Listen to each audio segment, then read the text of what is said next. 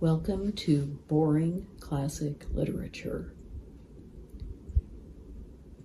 Today's story is The Tell-Tale Heart by Edgar Allan Poe. True, nervous, very, very dreadfully nervous I had been and am. But why will you say that I am mad? The disease had sharpened my senses, not destroyed, not dulled them. Above all was the sense of hearing acute. I heard all things in the heaven and in the earth. I heard many things in hell. How, then, am I mad? Hearken and observe how healthily, how calmly I can tell you the whole story. It is impossible to say how first the idea entered my brain, but once conceived, it haunted me day and night. Object there was none. Passion there was none. I loved the old man. He had never wronged me. He had never given me insult. For his gold I had no desire. I think it was his eye. Yes, it was this. One of his eyes resembled that of a vulture, a pale blue eye with a film over it. Whenever it fell upon me, my blood ran cold, and so by degrees, very gradually, I made up my mind to take the life of the old man, and thus rid myself of the eye forever. Now, this is the point. You fancy me mad. Madmen know nothing, but you should have seen me. You should have seen how wisely I proceeded, with what caution, with what foresight, with what dissimulation I went to work. I was never kinder to the old man than during the whole week before I killed him. And every night, about midnight, I turned the latch of his door and opened it. Oh, so gently. And then, when I had made an opening sufficient for my head, I put in a dark lantern, all closed, so that no light shone out, and then I thrust in my head. Oh, you would have laughed to see how cunningly I thrust it in. I moved it slowly, very, very slowly, so that I might not disturb the old man's sleep. It took me an hour to place my whole head within the opening, so far that I could see him as he lay upon his bed. Ha! Would a madman have been so wise as this? And then, when my head was well in the room, I undid the lantern cautiously. Oh, so cautiously, for the hinges creaked.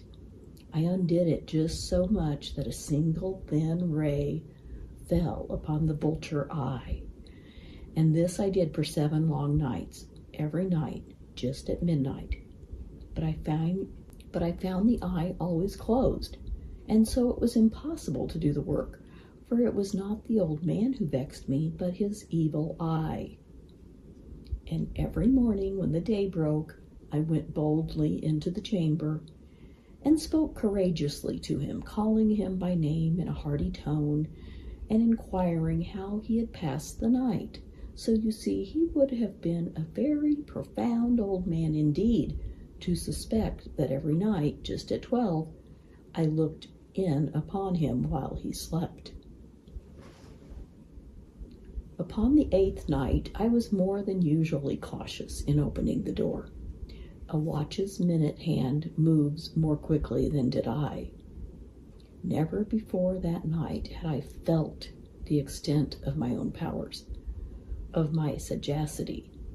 I could scarcely contain my feelings of triumph. To think that there I was, opening the door, little by little, and he not even to dream of my secret deeds or thoughts. I fairly chuckled at the idea, and perhaps he heard me, for he moved on the bed suddenly as if startled. Now you may think that I drew back, but no. His room was as black as pitch of the thick darkness, for the shutters were close fastened. through fear of robbers. And so I knew that he could not see the opening of the door, and I kept pushing it on steadily, steadily. I had my head in and was about to open the lantern when my thumb slipped upon the tin fastening, and the old man sprang up in the bed, crying out, "Who's there?" I kept quite still and said nothing. For a whole hour I did not move a muscle, and in the meantime I did not hear him lie down. He was still sitting up in the bed listening, just as I have done night after night, hearkening to the death watches in the wall. Presently I heard a slight groan, and I knew it was the groan of mortal terror. It was not a groan of pain or of grief. Oh no, it was the low, stifled sound that arises from the bottom of the soul when overcharged with awe. I knew the sound well. Many a night, just at midnight, when all the world slept, it has welled up from my own bosom, deepening with its dreadful echo the terrors that distracted me. I say I knew it well. I knew what the old man felt and pitied him, although I chuckled at heart. I knew that he had been lying awake ever since the first slight noise when he had turned in the bed. His fears had been ever since growing upon him. He had been trying to fancy them causeless, but could not. He had been saying to himself, "It is nothing but the wind in the chimney. It is only a mouse crossing the floor," or "It is merely a cricket which has made a single chirp." Yes, he has been trying to comfort himself with these suppositions, but he had found all in vain. All in vain, because death, in approaching him, had stalked with his black shadow before him and enveloped the victim, and it was the mournful influence of the unperceived shadow that caused him to feel, although he neither saw nor heard, to feel the presence of my head within the room. When I had waited a long time, very patiently, without hearing him lie down, I resolved to open a very, very little crevice in the lantern. So I opened it. You cannot imagine how stealthily, until at length a single dim ray, like the thread of the spider, shot from out of the crevice and fell upon the vulture eye. It was open, wide, wide open, and I grew furious as I gazed upon it. I saw it with perfect distinctness, all a dull blue with a hideous veil over it that chilled the very marrow in my bones. But I could see nothing else of the old man's face or person, for I had directed the ray, as if by instinct, precisely upon the damned spot. And now, have I not told you that what you mistake for madness is but over-acuteness of the senses? Now, I say, there came to my ears a low, dull, quick sound, such as a watch makes when enveloped in cotton. I knew that sound well, too. It was the beating of the old man's heart. It increased my fury, as the beating of a drum stimulates the soldier into courage. But even yet I refrained and kept still. I scarcely breathed. I held the lantern motionless. I tried how steadily I could maintain the ray upon the eye. Meantime, the hellish tattoo of the heart increased. It grew quicker and quicker and louder every instant. The old man's terror must have been extreme. It grew louder, I say louder, every moment. Do you mark me well? I have told you that I am nervous, so I am.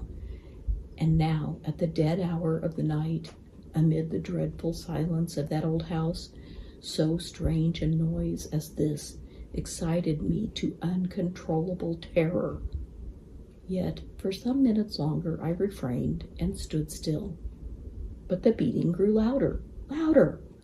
I thought the heart must burst. And now a new anxiety seized me.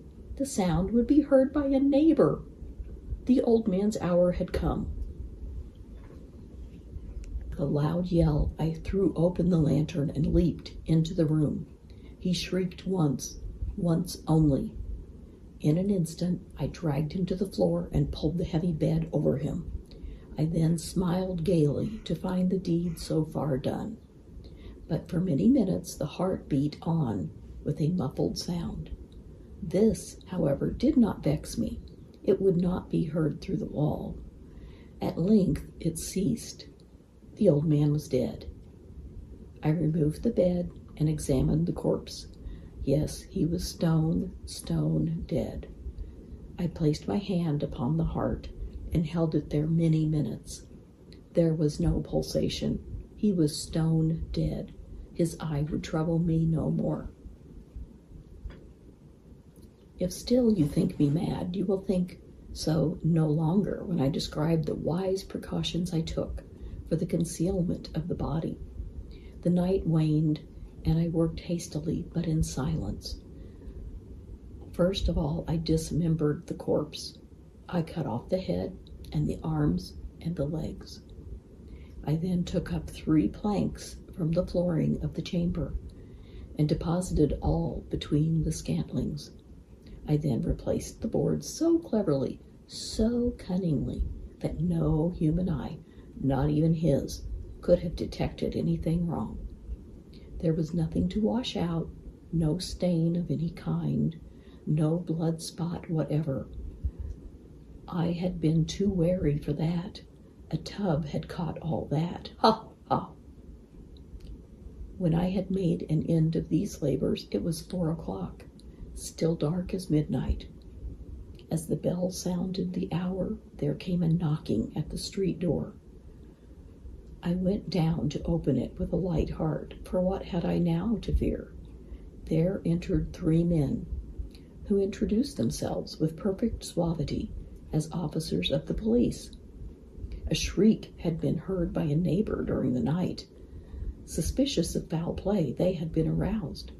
Information had been lodged at the police office, and they, the officers, had been deputed to search the premises. I smiled. For what had I to fear? I bade the gentleman welcome. The shriek, I said, was my own in a dream. The old man, I mentioned, was absent in the country. I took my visitors all over the house. I bade them search well. I led them at length to his chamber. I showed them his treasures, secure, undisturbed. In the enthusiasm of my confidence, I brought chairs into the room and desired them here to rest from their fatigues, while I myself, in the wild audacity of my perfect triumph, placed my own seat upon the very spot beneath which reposed the corpse of the victim. The officers were satisfied. My manner had convinced them. I was singularly at ease. They sat, and while I answered cheerily, they chatted of familiar things. But ere long, I felt myself getting pale and wished them gone. My head ached, and I fancied a ringing in my ears. But still they sat and still chatted. The ringing became more distinct. It continued and became more distinct. I talked more freely to get rid of the feeling, but it continued and gained definitiveness until at length I found that the noise was not within my ears. No doubt I now grew very pale, but I talked more fluently and with a heightened voice. Yet the sound increased, and what could I do? It was a low, dull, quick sound, much such a sound as a watch makes when enveloped in cotton. I gasped for breath, and yet the officers heard it not. I talked more quickly, more vehemently, but the noise steadily increased.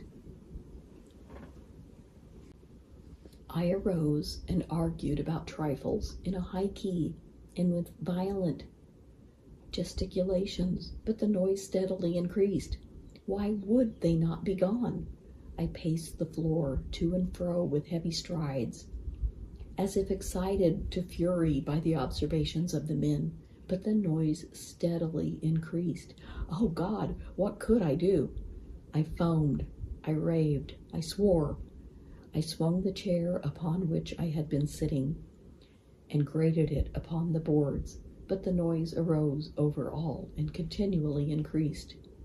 It grew louder, louder, louder, and still the men chatted pleasantly and smiled. Was it possible they heard not? Almighty God, no, no, they heard, they suspected, they knew. They were making a mockery of my horror. This I thought, and this I think, but anything was better than this agony. Anything was more tolerable than this derision. I could bear those hypocritical smiles no longer. I felt that I must scream or die, and now, again, hark! Louder, louder, louder, louder! Villains! I shrieked. Dissemble no more! I admit the deed. Tear up the planks. Here, here! It is the beating of his hideous heart.